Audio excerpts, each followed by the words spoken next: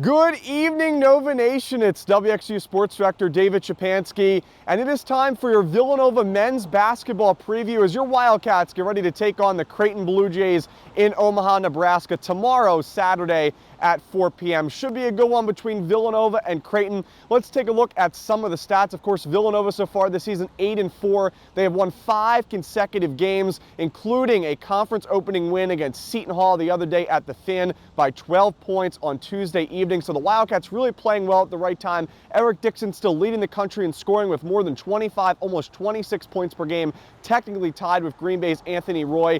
Dixon scored 25 points on Tuesday against Seton Hall in Villanova's Big East opener. Tyler Perkins had a great game. The University of Pennsylvania transfer. He scored 17 points, which was a season high for him, the most that he scored in a Wildcat uniform. He knocked down 5 threes on Tuesday against Seton Hall in his first ever Big East game. As for Creighton, I mean, we know how good this team can be. Right, last year you think about the battles that Eric Dixon and Ryan Kalkbrenner had, and they're going to have another battle here in this game on Saturday in Omaha. Eric Dixon scored almost 60 points. He scored 57 points in the 2 games last year between Villanova and Creighton, so we know how statistically he has dominated Creighton in his career. Some stats for Creighton: they are 7-5 overall this season. They've had really an inconsistent season so far when you look at a lot of the different statistics and just kind of break things down. They lost by almost 25 points to Georgetown in their Big East opener on Wednesday night in Washington, D.C. They do have some pretty decent wins though, right? They beat #1 Kansas when Kansas was still the top team in the country. They did lose to Alabama though, and they have, or was also a very good team, ranked top 10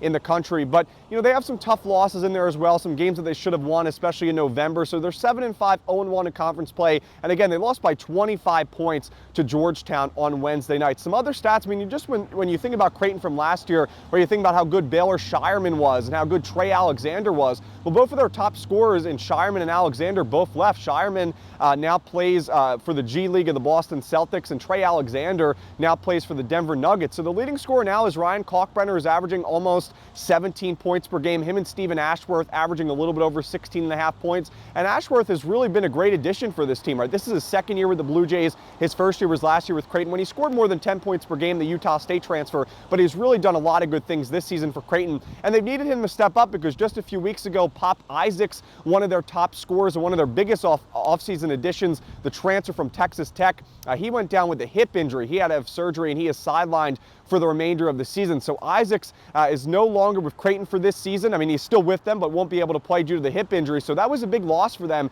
He was averaging double digits points and was really off to a great start. So they've needed some other players to step up. Jemiah Neal has really stepped up when you kind of look at that role. His role has increased in the offense. He's averaging more than 10 points per game. So the top 3 scorers for Creighton right now, you have Kalkbrenner, you have Neal, and Ashworth, as I said earlier. Some other stats for Creighton: they're averaging around 76 points per game. Last year, they were much more around 80 points per game. So they have really decreased, 4 or 5 points per game just where they were last year. And especially with Pop Isaacs, Creighton's offense has just been really inconsistent. Without Isaacs, Creighton is 1-2 so far, including that loss to Georgetown on Wednesday. Creighton's defense is really one of their strongest points of this team. They give up just about 70 points per game, but their defense has allowed more than 80 points in their last 2 games against Alabama, as I said earlier, top 10 team in the country, but also against Georgetown. Creighton was also a pretty good rebounding team, about 37, 38 rebounds per contest, but they were really out-rebounded by double digits against Georgetown on Wednesday, so not a good debut for them in Big East play. Something else too, I mean, you remember how good Creighton was last year from behind the arc. They shot about 36, 37%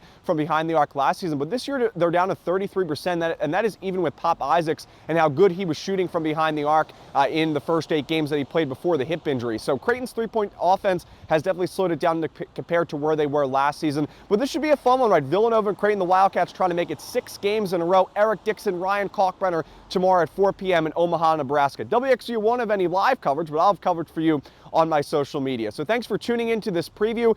Just quickly, some keys to the game to watch, right? How does Eric Dixon do against Kalkbrenner, but also the depth scoring, right? And how good Villanova was against Seton Hall was because you had players like Tyler Perkins, you had players like Jordan Longino really step up. And I think that's the key against a Creighton team, that even though they lost against Georgetown, they still have a lot of talent. We know how good they can be, and it's just a matter if they can consistently put that on the table. The injury to Isaacs has definitely hurt them over the past few games. We'll see if they can rebound at home against Villanova. Wildcats and Creighton coming up tomorrow at 4 p.m. Have a great rest of your night, Nova Nation. And as always, go Cats!